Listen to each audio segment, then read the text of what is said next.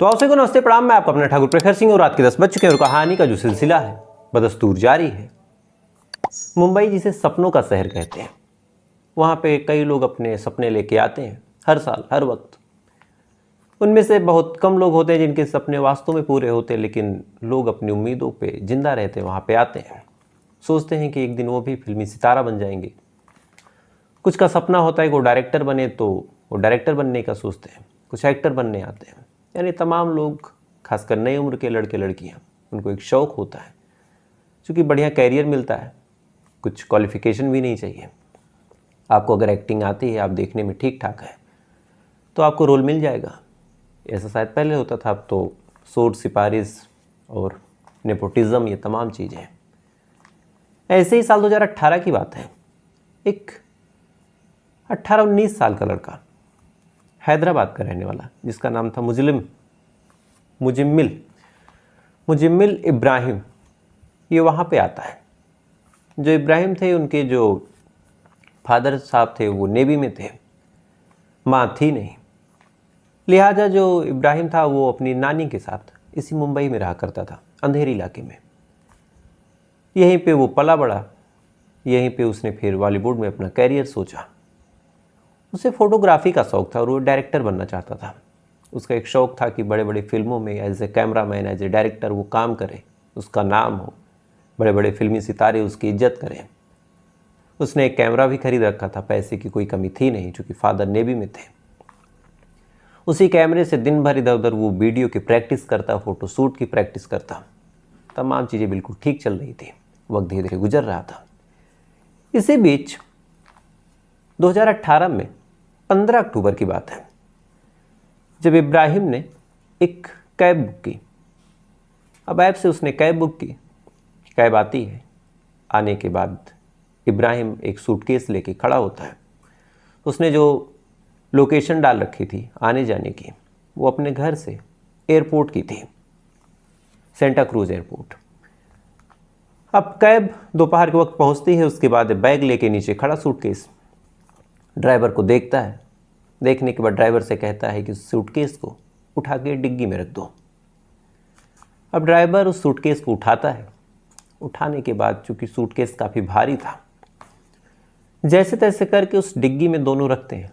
रखने के बाद ये आगे बैठता है, बैठने के बाद OTP बताता है। अब उस कैब का जो ड्राइवर था वो धीरे धीरे गाड़ी चला रहा, ये बैठा है, दोनों ठीक बातचीत भी कर रहे हैं। लगभग 2-4 किलोमीटर गाड़ी चली ही थी।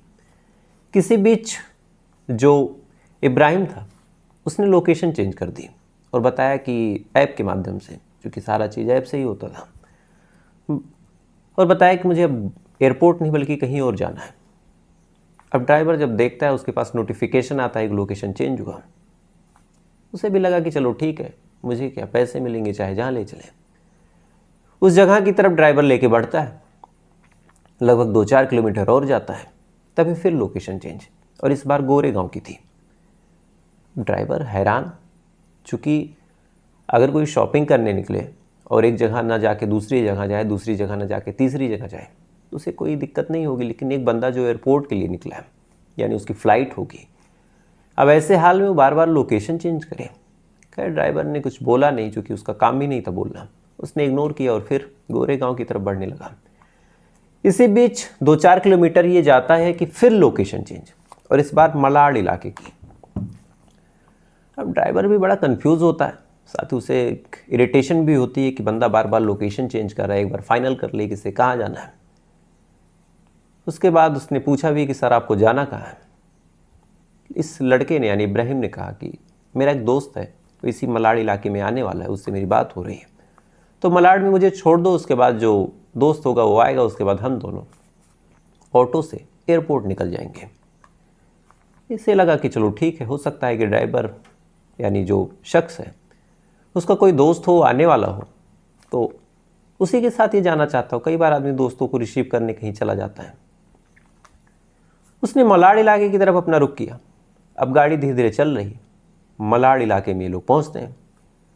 अब ये शख्स यानी ड्राइवर पूछता है कि मलाड में कहाँ, तब वो बताता है कि सामने चलो।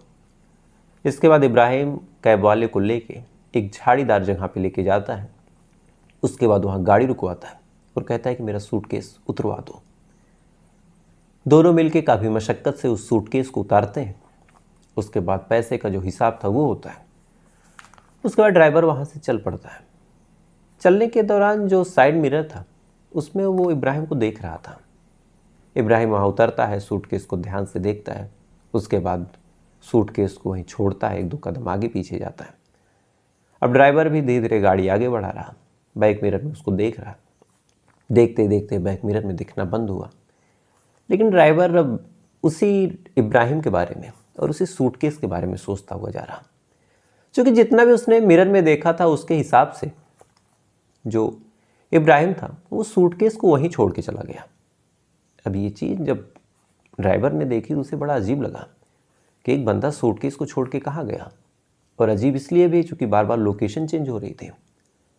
उसे जब अजीब लगना शुरू हुआ तो उसे रहा नहीं गया, उसने गाड़ी घुमा ली।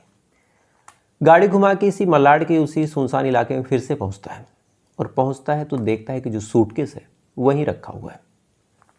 ये चीज़ अब ड्राइवर देखता है, देखने के बाद उसे कुछ डाउट हुआ तो उसने पुलिस को फ़ोन कर दिया। पुलिस को बताया कि यहाँ पे एक सूटकेस है और मुझे कुछ डाउट है उसके ऊपर। अब सूटकेस का नाम जैसे ही पुलिस वाले सुनते हैं फ़ौरन लोकल थाने में इत्तला की जाती है। लोकल थाना वहाँ पहुँचता है। अब पुलिस जब आती है तो वहाँ पे फिर लोग भी जमा होने शुरू होते हैं।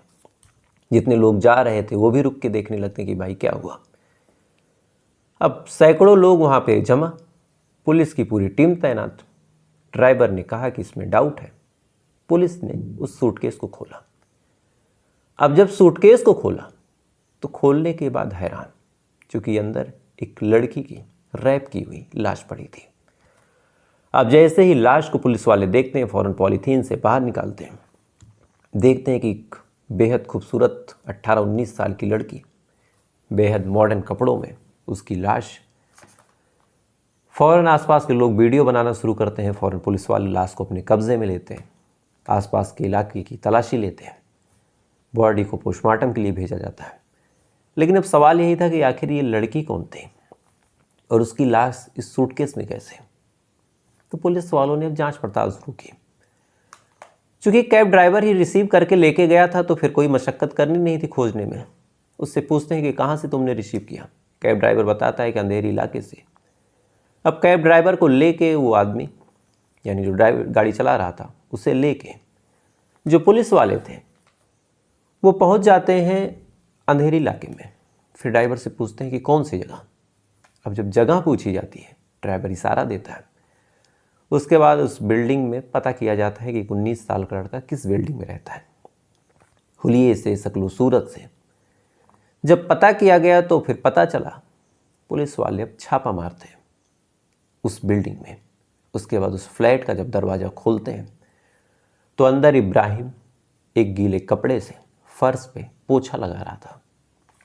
अब पुलिस वाले जैसे ही देखते हैं, पुलिस को इब्राहिम देखता है, फ़ौरन भागने की कोशिश करता है, क्योंकि जो फर्श था वहाँ भी खून गिरा हुआ था।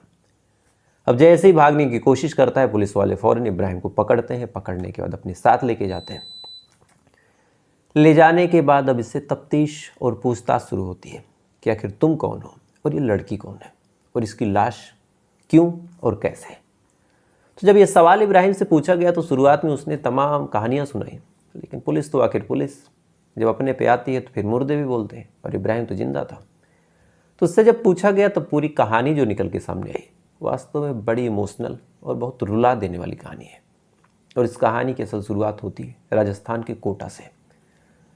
दरअसल राजस्थान के कोटा में एक फैमिली रहा करती थी। फैमिली में एक शख्स, उसकी पत्नी और 2 बेटियां। जो फैमिली थी उसके जो मुखिया थे वो रेलवे में मुलाजिम थे, सरकारी, ठीक ठाक पैसे कमा रहे थे, तमाम चीज़ें बिल्कुल ठीक चल रही थी। लेकिन अचानक से इस परिवार को न जाने किसकी नज़र लगी कि जो रेलवे में नौकरी कर रहे थे उनकी उसी सर्विस पीरियड में डेथ हो जाती है। अब सर्विस पीरियड में जब डेथ हुई, अचानक पूरा परिवार सड़क पे आ गया। परिवार की एक तरह से नाव डगमगा गई। अब परिवार को संभालने की जिम्मेदारी 2 लोगों पे, एक जो बड़ी बेटी थी उस पे और एक जो माँ थी उस पे।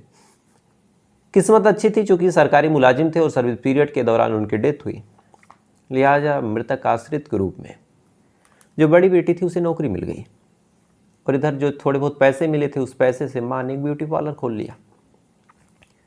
अब उस घर में एक 13-14 साल की लड़की भी थी जिसका नाम था मानसी दीक्षित, जो छोटी वाली बेटी थी। 13-14 साल से ही उसे एक्टिंग, मॉडलिंग, इन तमाम चीज़ों का बहुत शौक था। माँ के ब्यूटी पार्लर में अक्सर वो तैयार होती, खुद के फ़ोटोज़ क्लिक करती, सोशल मीडिया पे उसे पोस्ट करती, देखती कि लोग कितने लाइक कर रहे हैं, कितने कमेंट कर रहे हैं। और उसका ड्रेसिंग सेंस और फैशन की नॉलेज और बोलने चालने का अंदाज, एक्टिंग, ये तमाम चीज़ें इस कदर थी भी कि जब सोशल मीडिया पे लोग देखते हैं तो ना केवल हुस्न की बल्कि एक्टिंग और तमाम चीज़ों की भी तारीफ़ें करते हैं। धीरे धीरे बिटिया को लगने लगा कि शायद वो एक्टिंग के लिए ही बनी है। उसने अपने माँ से बात की। माँ को भी लगा कि अगर ऐसी बात है तो ठीक है। उसने कहा कि ठीक है, तुम्हें जो सही लगता है तुम करो, बस ऐसा काम करना कि कभी भी हमें बेइज्जती महसूस ना हो कि हमने तुम्हें भेजा और गलत किया। मानसी दीक्षित अपनी माँ से इजाज़त लेके मुंबई आ जाती है। मुंबई आने के बाद चूँकि देखने में खूबसूरत थी, तमाम चीज़ें बिल्कुल बढ़िया थी, एक्टिंग अच्छी करती थी, जहाँ भी जाती उसे काम मिलने लगा। क्राइम पेट्रोल में भी इसने एल्बम शूट किया, 1-2 जगह इसे और काम मिला। यानी आने वाले टाइम में ये फिक्स था कि जो मानसी दीक्षित है वो एक उभरता हुआ सितारा बनती और शायद एक अच्छा सितारा, एक बॉलीवुड को एक अच्छी अभिनेत्री के रूप में वो जानी जाती।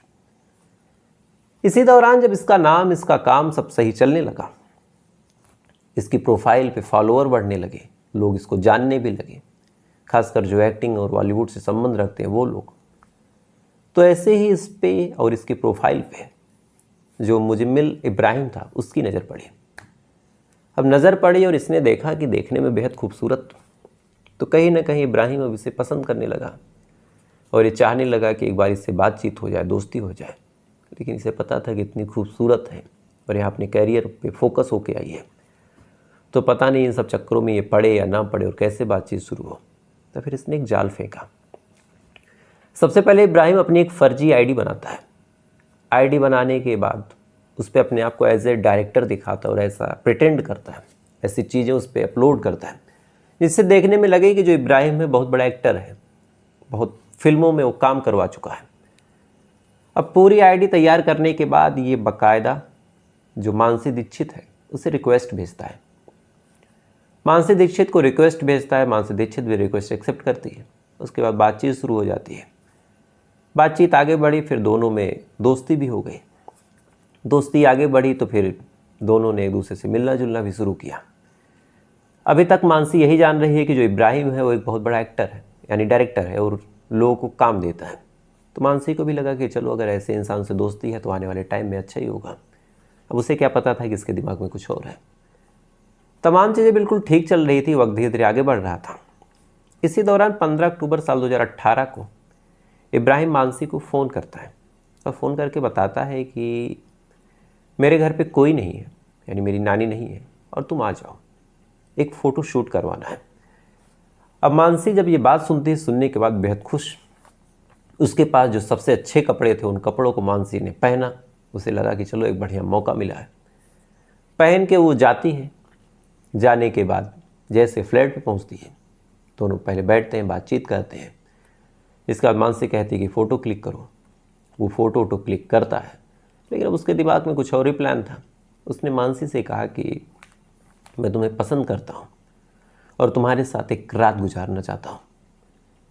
अब पहली लाइन तो मानसी ने हजम कर लिया कि चलो ठीक है भाई, पसंद करता होगा, हम उम्र है, मैं 20 साल की हूँ, ये 19 साल का है। लेकिन अब रात गुजारना ये कैसी बात है। मानसी काफ़ी नाराज़ हुई। अब इसी बात को लेके दोनों में कहा-सुनी हो गई। मानसी वहाँ से गुस्से में जाने लगी। अब जैसे ही मानसी वहाँ से गुस्से में जाने लगी, फ़ौरन जो इब्राहिम था उसने गुस्से में मानसी को स्टूल से मार दिया। अब एक नाजुक सी लड़की, उसे जब स्टूल से मारा गया, बेहोश हो जाती है। जैसे ही बेहोश होती है, बेहोश होने के बाद इब्राहिम उसके शरीर से कपड़े उतारता है और उसके साथ रेप करने की कोशिश करता है। अब जैसे ही रेप करने की कोशिश करता है, अचानक से मानसी में कुछ हरकत होती है। इसे लगता है कि ये क्या हुआ। ये फिर सोचता है कि मानसी को निपटा ही दे। उसके बाद ये मानसी का कत्ल कर देता है। कत्ल करने के बाद फिर से उस लड़की का रेप करता है, यानी मरी हालत में। रेप करने के बाद जब इसकी हबस शांत होती है, तब इसे लगता है कि ये क्या होगा और अब लाश का क्या करें, और कोई जानेगा तो मैं फंस जाऊंगा। इसके बाद ये लाश को ठिकाने लगाने के लिए पूरा प्लान बनाता है। एक सूटकेस लाता है, लाने के बाद उसमें पैक करता है लाश को, फिर एक कैब बुक करता है। पहली कैब जब बुक करता है, कैब वाला आता है, आने के बाद देखता है भारी बैग है। वो पूछ लेता है कि भैया बैग में इतना क्या है जो भारी है। अब बैग का नाम सुनते ही ये डर जाता है, फ़ौरन ये राइड कैंसिल कर देता है, दूसरी बुक करता है दूसरे एप्लीकेशन से। उसके बाद फिर उसके साथ जाता है। पहले एयरपोर्ट के नाम पे इसे लगा कि एयरपोर्ट के पास कहीं छोड़ देंगे, लेकिन इसे लगा कि कहीं फंस ना जाए, कहीं कैमरे वैमरे में कैद हो जाए। फिर दूसरी जगह का लोकेशन डाला, वहाँ भी इसे नहीं समझ में आया। फिर तीसरी जगह पे, चौथी जगह, ऐसे ऐसे करके उस कैब वाले को लेके घूमता रहा और अंत में उस कैब वाले को मलाड़ इलाके का लोकेशन बताता और वहाँ पे उतर जाता है। वहाँ पे सामान छोड़ता है, फिर घर आके साफ करता है। अब ये तमाम कहानी जब इब्राहिम ने सुनाई, तब यहाँ एक सवाल और पुलिस वालों के जहन में आया कि क्या दोनों दोस्ती थे या फिर क्या इन दोनों के बीच कुछ प्यार था। अब इसको लेके इन दोनों की चैट, कॉल डिटेल, ये तमाम चीज़ें चेक की गई। जब तमाम चीज़ें चेक की गई, क्योंकि कई लोगों ने, फिर मीडिया ने भी सवाल उठाया कि एक लड़की किसी लड़के के कमरे पे क्यों गई, क्योंकि लड़की तो जिंदा थी नहीं कि अपना साइड बता सके, और जब कोई ना अपना साइड ले सके तो लोग उसके बारे में कुछ भी बोल देते हैं। तो जब ये सवाल उठा और पुलिस वालों ने जांच पड़ताल की, तो तमाम चैट में, तमाम कॉल रिकॉर्डिंग्स में, और जो भी बातें हुई थी, तमाम लोकेशंस जहाँ जहाँ ये लोग गए थे, कहीं से भी इस बात का कोई भी सबूत नहीं मिला कि मानसी के दिमाग में इस लड़के को लेके, यानी मुज़म्मिल इब्राहिम को लेके किसी भी की तरह की कोई फीलिंग थी, कोई अट्रैक्शन था, कोई लगाव था, कुछ भी नहीं था। वो महज एक दोस्त समझती थी, और ये समझती थी कि आने वाले टाइम में, कैरियर में हम दोनों साथ ग्रो होंगे। लेकिन इधर इब्राहिम जब ऐसे ना पा सका तो फिर वैसे, और अंत में सलाखों के पीछे चला गया। तो फिर मानसी की बॉडी परिवार वालों के हवाले कर दी गई। अब कायदे से एक माँ और एक बेटी, यही दो लोग हैं। बेटी की शादी हो गई, माँ बेचारी जैसे तैसे करके अपनी ज़िंदगी को पार लगा रही। तो फिलहाल ये थी पूरी कहानी। उम्मीद है कहानी से आपने कुछ सीखा होगा, और ऐसी कहानियों को अगर आप सुनना चाहते हैं तो वीडियो को लाइक करके, चैनल को सब्सक्राइब करके अपना प्यार ज़रूर दीजिएगा। तो आपसे कल फिर मुलाकात हुई किसी दूसरी सच्ची कहानी के साथ। तब तक अच्छे रहिएगा, खुश रहिएगा, अपना ख्याल रखिएगा, अपने देश का ख्याल रखिएगा। जय हिंद, वंदे मातरम।